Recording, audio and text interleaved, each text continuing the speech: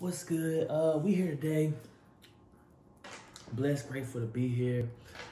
Today just gonna be a little story time about something in my life, something I experienced, and meeting and talking and basically caring for a murderer, Kody Lott. If you read the title, that's who this video is on. For those who don't know or didn't know, I used to work in a mental hospital. And Kody was the first one of the first ones that I encountered. It was a chilling, also, this may sound sickening. It was exciting at a point, but I'm just gonna go into that, talk to y'all, man. Basically, what it's like to be in the presence and to hear the thoughts and what murderers have to say and what was on their mind at the time. So we're gonna get into that. So let's go ahead and get it. So I met Kody. I got employed. I got hired there around March of 2018, and Kody he came about May, June, I believe so, is when I first seen him. From his hands to his ankles, all the way down. But of course, as soon as he came to the hospital, all that comes off. All that, because again, we're there to care and give this man the treatment he needs so he can become competent to stand trial and basically face the consequences of his actions. Because he was incompetent at the time, so we had to give him the care and again the treatment that he needed to get him stable and get him out of there so he can again face what's coming. Kody, man, he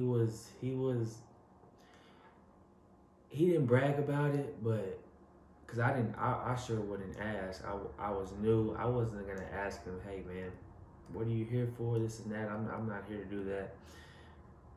But Kody didn't mind telling you, hey man, look me up.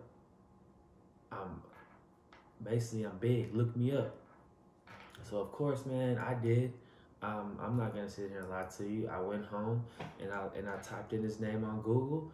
And if you want to do the same, I'm not gonna really go into everything that he did and what happened. Again, he's a convicted murderer, and he was also charged with aggravated assault with a deadly weapon. Almost took another life. Thankful to God he didn't. But man, it's real. It was real. Oh yeah, Kody, man. He started off on pod 2. Pod 2 being your worst pod. There were a total of 3 pods: pod 2, 3, and 4. And pod 4 being your best pod. So he started off and he worked his way up. He made it to pod 4 pretty quick because he wasn't really a troublemaker or anything like that. But I mean, talking to Kody, man, you could tell, man, just from his past and from some things that'll push you to that point. The devil, he got him.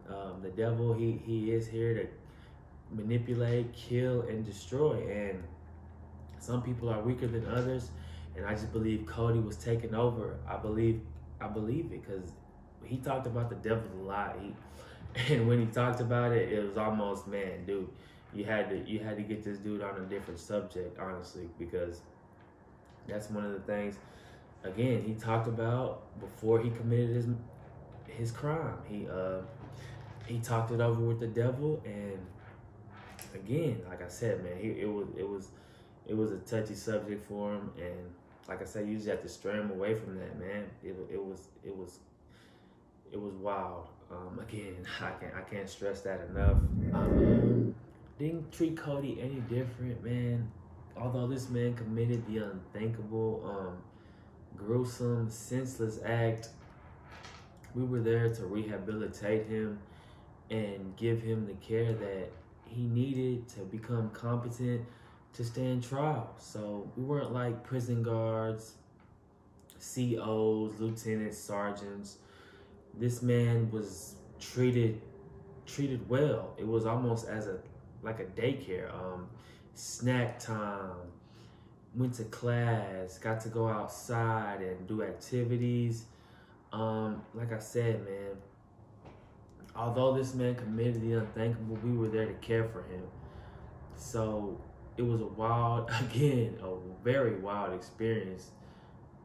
Knowing what he did, honestly didn't want to know, wasn't there to know, but again, he didn't mind telling you, man, look me up. Getting into the mind of Kody Lott, I'm sure people have questions. Did you ask him why did he do it? What did he do after? What was on his mind? Basically, the devil took over. Again, the devil preys on the weak, the lost, and Kody was a victim of that. I truly believe that, listening to him talk and listening to all the things that he went through, I believe that he was a victim of Satan himself. What he did, or excuse me, why did he do it? He said he wanted to, quote unquote, he wanted to go down for something big. He talked it over with the devil. He was tired of her and he was tired of it all. And he just snapped. What did he do after? Again, quote unquote, I went home and I fired up a doobie and I smoked it. That's what he told me. He began to open up. I mean, again, we're there to care for them.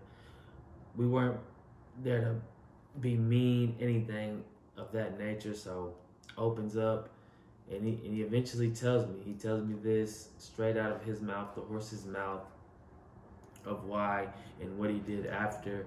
And man, it's meeting Kody. It was an interesting experience, to say the least, man. Meeting someone like that, entering their mind, just exploring their thoughts. It's intense. It's intense. That's how I'm gonna put it. It's intense. And Kody, man, he was, again, man, he wasn't there to cause problems. He did what he was told. He took his meds, went to class, and again, he ultimately ended up on pod 4. Again, the best pod and the pod that's gonna get you out of there. And before he left, he told me, he said, "Hey man, make sure you watch my trial. Watch what he's." I'm gonna say it like this. He said, "Watch my trial, bro." That's how he liked talking. The 2 words he said the most was bro and dog. Watch my trial, bro. it was, and I'm not gonna sit here and lie to you. I did. I watched his trial, and again, if you want to go and watch his trial, it's up on YouTube. I'm not gonna record any or screen record the video. If you want to go watch his trial, it's up. This is real. This was a real experience. So, hey, man.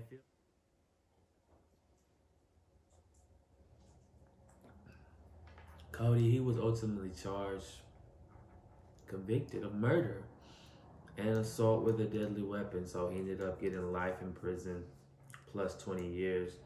So he's gonna pay for his crime. And man, it's really sad that somebody had to lose their life, and another girl was ultimately could have lost her life as well. And thankful no one else did it. But man, it was a chilling and thrilling experience, meeting someone like that. And it's sad for the family, the victim, very sad. 13-year-old girl didn't deserve that. And I just pray for her family, and I also pray for Kody himself.